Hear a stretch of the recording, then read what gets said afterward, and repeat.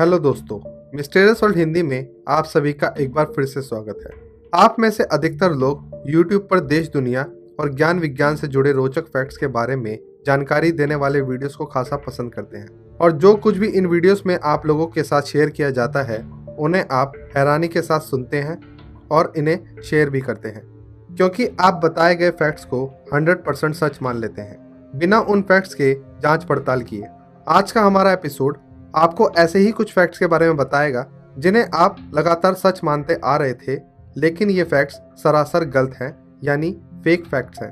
क्योंकि हमारा उद्देश्य अपने व्यूवर्स तक सही और सच्ची इन्फॉर्मेशन पहुंचाना है। तो चलिए दोस्तों, बिना किसी देरी के शुरू करते हैं आज का वीडियो और जानते हैं उन फैक्ट्स के बारे में जो गलत हैं, लेकिन जिन्हें अभी तक आप सच मानते आ रहे थे। फैक्ट्स से जुड़ी कई वीडियोस में आप लोगों को बताया जाता है कि चाइना में स्थित the great wall of China एकमात्र ऐसा मानव निर्मित स्ट्रक्चर है जिसे स्पेस यानी अंतरिक्ष से भी देखा जा सकता है, लेकिन ये फैक्ट सरासर गलत है। वास्तव में पृथ्वी पर ऐसा कोई भी स्ट्रक्चर मौजूद नहीं है जिसे स्पेस से बिना किसी विशेष उपकरण के देखा जा सके। Ripley's.com के अनुसार स्पेस में हुए अनेकों मिशंस पर गए एस्ट्रोनॉट में से आज तक किसी ने भी यह दावा नहीं किया है कि उन्होंने स्पेस से the great wall of China को देखा है। दरअसल ऐसा केवल कम से कम 180 mm कैमरे के लेंस से किया जा सकता है, जिससे इस तरह की फोटोग्राफ ली जा सकती है। हिस्ट्री से जुड़े फैक्ट्स की जानकारियों में शुमार एक आम फैक्ट ये है कि ऐसा माना जाता है कि नेपोलियन, जो कि एक महान शासक और योद्धा था, उसका कद बेहद कम था। लेकिन आप लोगों को ये जानकर हैरानी होगी कि नेपोलियन बोनापार्ट की हाइट 5 फुट 6 इंच से अधिक थी, जो कि भारत और एशिया के कई अन्य देशों के पुरुषों के औसत हाइट से ज़्यादा थी। नेपोलियन की हाइट बहुत कम थी, ये फैक्ट बिल्कुल गलत है। हम सभी ने स्कूल की किताबों में व अन्य जानकारी वर्धक वीडियोस में सुना है कि मनुष्य का उद्गम बंदरों से हुआ है, यानी इंसानों के पूर्वज बंदर थे, और इस थ्योरी को देने वाले व्यक्ति का नाम चार्ल्स डार्विन बताया जाता है, जिन्होंने अपनी famous book on the origin of species में इस बात का जिक्र किया है।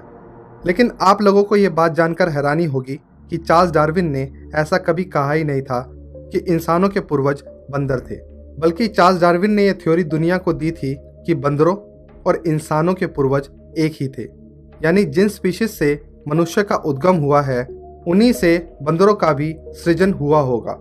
डार्विन की इस बात को गलत तरह से इंटरप्रेट किया गया और इस आम धारणा का जन्म हुआ।